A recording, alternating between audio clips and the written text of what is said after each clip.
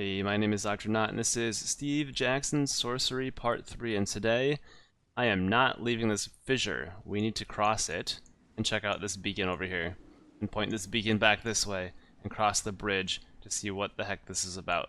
Let's go. The road meets the edge of the fissure. The gleam on your sword edge fades. The sun is now in the lowest quarter of the sky. A few birds swoop and wheel in the crevasse, turning circles that are way below you, and yet still high up in the air. We're gonna do the levitation spell, if possible, and we're gonna cross this. Not jumping across, but let's see. So what is the levitation spell? Is it F? O? F? Nope. Not a force field. Can I do it here? F-A-L. Yes. That's the one. You cast the spell, lightening your body weight to a mere fraction of normal, and we'll jump now. You eye up the width of the gap cautiously. It is a long distance, made harder to judge by the featurelessness of the far side. You will probably be unable to make it, at least not without aid. Let's go! Taking a short run up, you race for the edge of the fissure and hurl yourself out into space. Your feather-light weight means you hardly fall, but also means the speed of your run-up is quickly lost. Uh-oh. You fall, gently and calmly, for a long, long way into a featureless chasm. Then, with no warning, the spell ends and you speed up. Oh god. Okay. Nothing else happens for some time, and then when finally something does occur, it is mercifully brief. You fall into your death. Okay, well, there's that. So let's buy the fissure. Okay, so that didn't work. Let's cast a spell. What else do we have? We need some aid, apparently. And the only other options are D-O-Z. What is this? Cause slowness? I feel like that's not what we want, right? Unless it causes us to slowly fall. No, that's not gonna work. Z-I-P. Oh, that would be so convenient. So maybe this thing is not, it's not possible to cross. H-U-F. We have a gale. Oh, here. Okay, so here we go. You bind the starlight into shape around you, lifting the yellow horn and blowing a loud note. The wind that is oh, Jesus. Whoops. Okay, so we've blown ourselves into the chasm. Okay, well, let's try this again. So here's what we're gonna do. If we do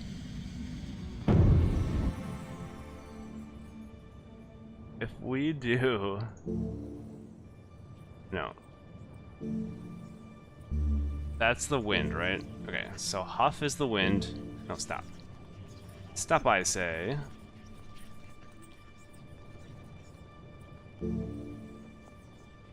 A, can I click an A here? So float in the air, and then we'll do the wind. Okay. Let's go back, and then we'll do huff. And this should work, in theory. In theory, I'm a genius. Okay, the wind that is summoned from the horn is powerful and strong and catches you up into the air, whisking your featherweight form quickly across the chasm and dumping you on the other side. Brilliant! Alright. That works. And only lost 1 stamina. Now what am I doing? Your weight returns and you settle gradually back down to the ground. The bleak plains stretch away once more. Behind you, wind whistles through the fissure. Let's keep going. Ah, there we go. You waste no time. You must move on. Let's go to that other beacon. You make your slow way across the endless dusty plains. The sun has almost set and the sky has turned a deep purple. It will be dark soon. The road is barely visible through the dust. A few scattered bones line the path. Okay. Oh, okay, we're gonna move on. You leave the bones where they are in case they should leap to life like the corpse of Mulus in Kari. You continue to walk. Alright, well that's actually smart. I was gonna look at the bones, but I decided let's not, by misclicking. Ah, you continue following the road. As you walk, the paving improves. It becomes smoother. Darkness closes in. You need to rest, especially after so long walking with an empty belly. Oh yeah. You stride across an open stretch of meadow, the river to one side, babbling and chattering, and the warm night covering the view in the other direction. In the near distance floats the sounds of singing and feasting. There must be a village nearby.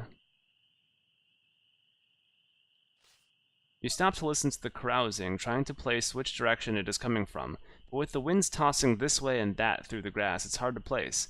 Night birds chatter through the sky. Let's just rest here. Laying your pack down on the flagstones, you try to rest despite the strange noises that float across the landscape.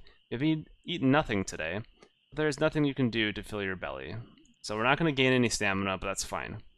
You stretch out and rest. You dream you are a young boy once more, lying on your back near the waterfalls of Chawberry Wood. Gentle spray dusts your face. You laugh, and a droplet lands in your open mouth. When you wipe your lips, you find there is a slug there. You spit it out, but more and more slugs appear until your mouth is thick with them, and you are gagging, and there seems nothing you can do to clear your mouth. Chew? Is this a dream still? Reluctantly, you begin to chew the sweet, thick slugs into a mass of flesh and slime. More slugs pour over your face and eyes, and you blink, only to find a slavering bristle beast standing over you. Its spittle is drooling into your open mouth. Okay, I don't know if you guys just heard that. This is in real life now. There was the loudest, the craziest freaking thunder that actually just made me jump while I was reading this, because I thought I was in the game for a second. Okay, there's a bristle beast. Let's do it. Alright, bristle beast, let's go crazy on you. Alright, you roll out to one side and draw your sword as you spring to your feet. The bristle beast bares its teeth and the spines on its back spike up. Ah, Lorax sighs. Reminds me of my beloved Eurystheus. You ignore the wizard and swing your sword like an axe, hoping to prune the creature. The beast lashes out with its claws, but it cannot defend itself from your force. The beast's scales explodes with thick blood. Let's defend. We'll get hit here, not a problem. You drop your guard down low. The bristle beast swings its head, biting and snapping. You turn the blow with your sword.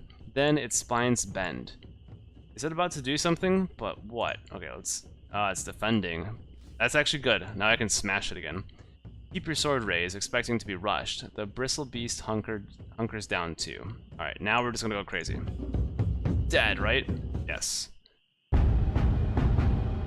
Readying your sword, you attack, charging forward, sword biting for blood. With a final swing, you bury your blade deep into the bristle beast. It twists on the metal, then curls up like an overheated beetle and dies. Decent dueling. Thanks. You wipe your sword, feeling almost refreshed for the exercise. Lorax sighs. You have to kill everything you come across, don't you? He complains. Bristle beasts, once they attach, can be loyal for life. He sounds genuinely dejected. Ah, north of the fissure, day 3. During the past day, you lost some gold, -3, reached the northern plains, and met Shadrach the Hermit. Wonderful. You wake as the sun begins to stretch itself over the fields. A clatter of wheels makes you turn your head. A cart is approaching, driven by a broad figure in a long cloak. You step into the cart's path and raise a hand. The figure raises a fist in return. Stranger, calls the figure. Do you want blood? No, what manner of blood? You call. The cart driver booms a cheerful laugh. All kinds. She throws her hood and waves towards the back of the cart. I am the butcher of Badubak, steak of Oliphant, blue hide of Snatacat, ribs of goats. Okay, that's a real thing. Your stomach rumbles at the thought. What do you fancy? So this is the butcher. The driver gestures to with a brandished cleaver to the back of her cart, from which a thin river of blood trickles. Oh my god. It's all raw? You ask hungrily. Most has barely stopped moving, the butcher replies cheerfully. Freshest meat in all Badubak. But how do I cook it, you demand? Butcher looks at you with clear contempt. On a fire, that's the usual way. Hot coals, 30 minutes to an hour. Have you never cooked before? Not out here. She shrugs. Head to Kariyama, she says. There'll be a fire pit there. What do you got here? I'll buy something from you. She beams with pleasure. What'll it be? The Oliphant steak is 7 gold pieces, blue hide is 10. Steaks are bloody and raw, and will be no good without cooking. I mean, all I have is 10. That is too much, you lie. The butcher nods sadly. Then I wish you well, traveler, but I am no charity. I'm not casting a spell. I'm not drawing my sword. See you later. I will not buy today, you declare, and wave the butcher on her way. She nods. Very well, traveler, or very well, travel well, stranger. With that, the butcher whips up her oxen and rolls away across the plain. The sound of the river chatters around you. You stride on. You have been wandering the Backlands for 3 days already, and you have still not crossed the ridge. I tried to, and then I was attacked by a freaking crazy golem thing. Alright, so I'm hoping I get healed again here. That's why I didn't buy anything there. So let's go this way. You step off the clear road and cut across the grassy fields. The early morning sun makes the air glow. Reach the base of the stone tower. There is a closed door in the wall to the southwest. You try the door, but it is locked. Still, at least this tower has a door. We've got a door unlocking spell, if I remember which one it is. I won't, but we'll try to. Let's see, is it... What? Why'd you give me the letter R if I can't even use it? That's weird. S... Nope, that's not what I meant to do. S-A-E... That's not right. Cause depression. That's sad. Sense danger. No, we're fine. I'm not sensing danger until we get rid of Lorag, if possible. This one. You weave the enchantment, and the tumblers inside the tower door click. Then a moment later, they roll over completely, and the door swings open. The sky is blue and pink. So yeah, I'm not casting any spells that require like information, because Lorag is gonna, you know, troll me. So we'll just do the spells that I know I can get done and know what happens. You step through the tower door into the shadowy interior. Who knows how long it has been since anyone last set foot inside? The inside of the tower is cavernous and empty, but for a stone staircase that spirals around the walls. Dark vines have grown up the inside of the tower and form a thick matting across the ceiling. You search around the edges of the room, but can make out very little in the near darkness. This tower is windowless, and so lets in none of the daylight outside. Alright, well, let's use a spell to cast a light. So we can do, what is B? What does B get us? Big? No, I don't need to do that, I don't think. We've got F-O-G, I don't need to do that. That seems like the opposite of what I want. H-O-W, nope, not doing that. T, create a fireball. I don't really want a fireball. Can I just create some light? That's not like a freaking weapon. D-O-C, heal disease. Oh, that'd be nice. Okay, apparently I might not be able to do anything. Alright, let's do this. Consulting the constellations above, you bind the spell, winding a fireball in your palm. Oh, let's do that. You toss the fireball at the dark vines on the ceiling. They blacken and glow with heat, dripping sap as they melt away, uncovering a trap door. Even from here, you can see it is bolted shut. Am I gonna have to cast another spell to open the door? I have to get to the top of this thing. Can I do that? No, that's dock. What am I doing? That's fog.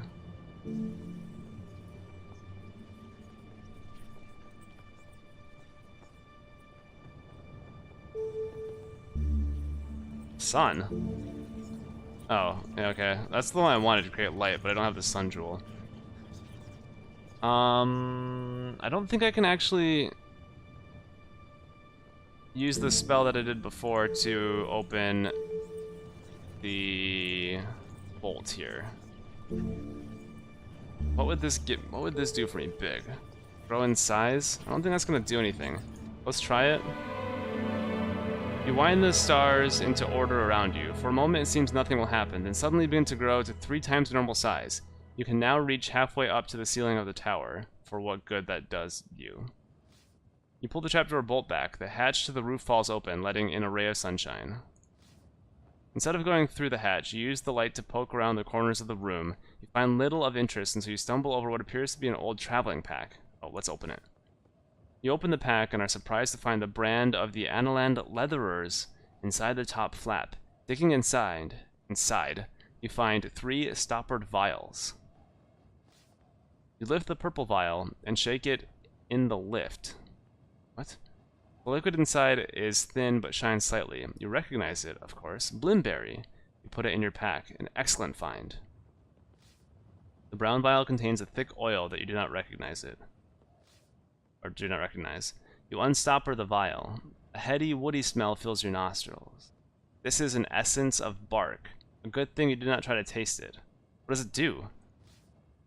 You put the essence of bark into your pack alongside the purple vial, and then the yellow one. The yellow liquid is thin and sour looking. The vial has a mark on it depicting a serpent. I'm not tasting it. What is it? We'll just keep it. You put the yellow vial into your pack. It is a poison, and so long as you are careful, may come in useful at some point. Then you close the pack, satisfied with what you have found. Now it is time to move on. You could go back out to the plain or up to the top of the tower. Up to the top, of course. You push open the hatch and go through. Be met by a strong wind. You stand atop a stone tower in the northern plains of Badubak. Set onto the floor here is a bearing track on which a brass cylinder rests. A blue crystal is set into its length. On one side of the turret floor is a trapdoor which is open. Look at the contraption on the tower. The cylinder is similar to the one you saw earlier, although this one is slightly narrower and about a cubit longer.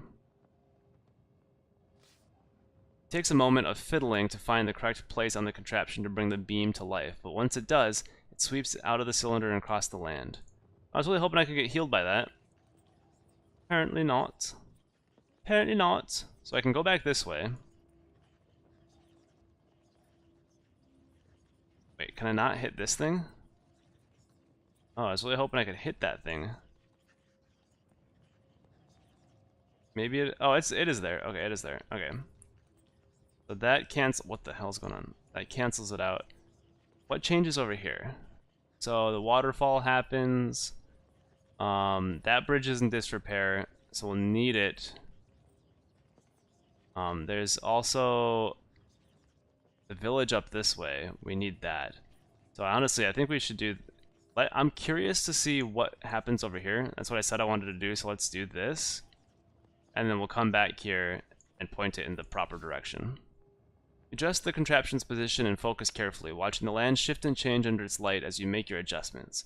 Finally, satisfied, you set the lantern into one of the crenellations of the turret and step back. When the light touches you, you feel suddenly much better. Yes, that's what I wanted. Gradually, you shrink back down to your normal size. You touch the blue crystal and suddenly you feel yourself ascending. Oh! Wait. Nice. That's what I'm talking about.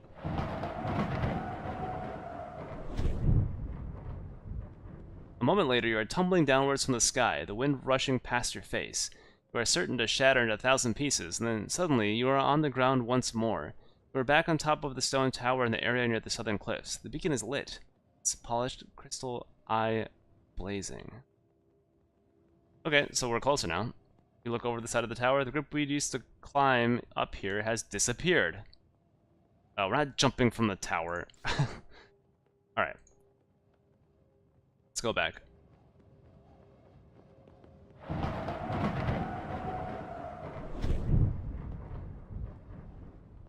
Alright, so you land safely. Wow, incredible. We're back on top of the tower in the plains. The cylinder set here is lit up, shining a strange light over the land.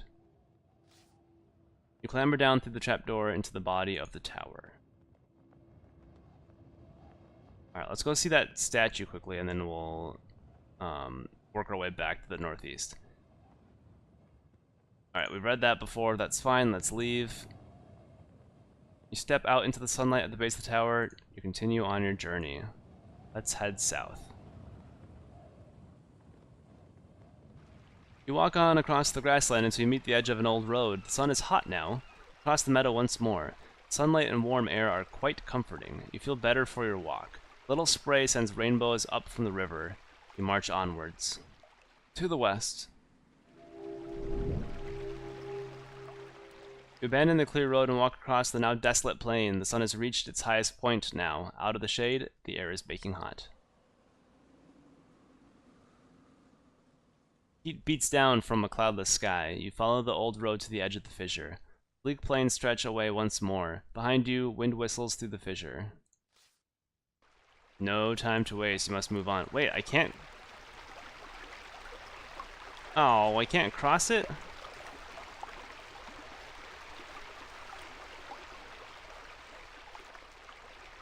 Alright, fine. Is that the only way I can go? Yeah. That's weirdo. Alright, so yeah. So let's just go back to this beacon then.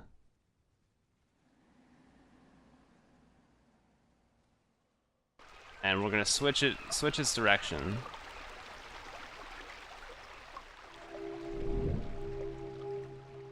I'm not gonna read this stuff, we'll just get in here. It's just, the day is getting later. That's essentially what it's saying.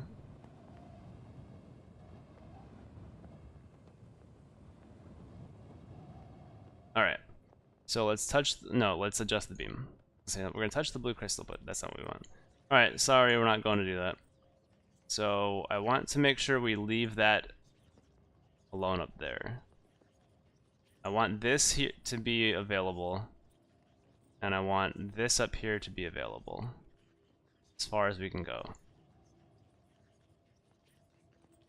Because there's not another beacon that we can play with here, right? I want it to be like that. Alright, so we're fully stamina'd. Let's get down here.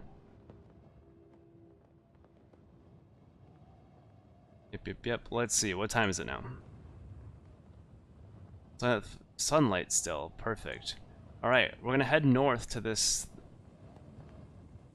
farm or whatever it is. So let's go. Let's just do it now. I was gonna say let's do it next time. Whatever, let's just do it now. You continue across the verdant prairie. The sun has all but gone. It will be night soon. In the middle of a tended field, you come across a lone hut. Peering through the grimy windows of the hut, you see a stooped young boy sitting by a fire. He is squatting on the ground, intent on something, perhaps drawing symbols in the dust. I can't just, like, knock. I have to enter. Alright, let's go.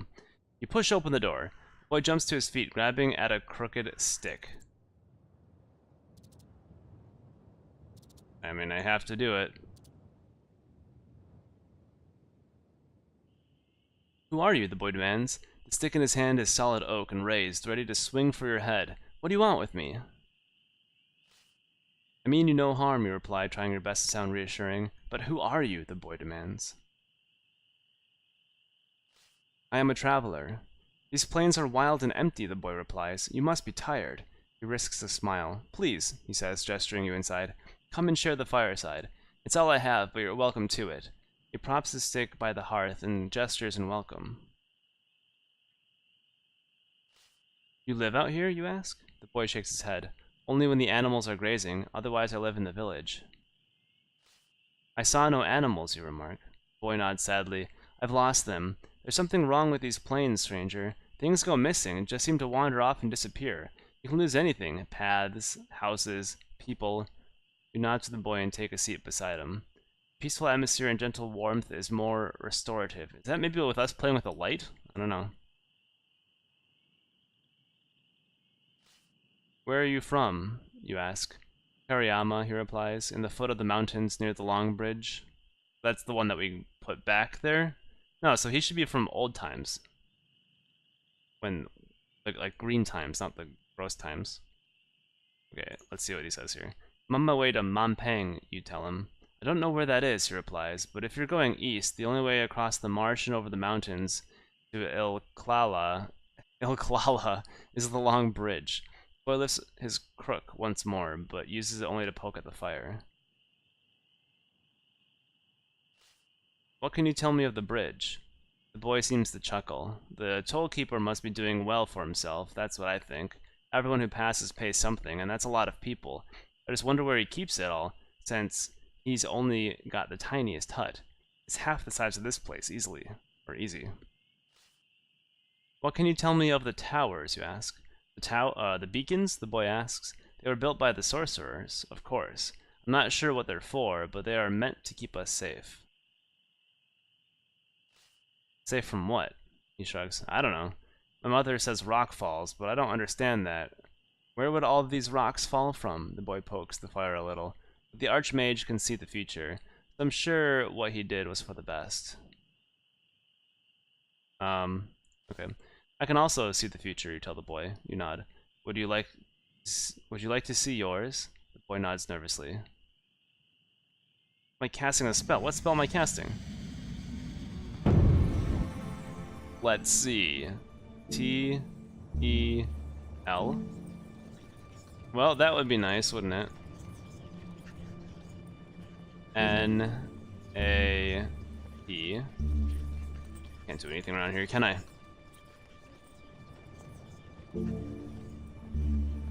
F-A-L. Float in the air. Woo. Ah, see the future. That'd be so convenient.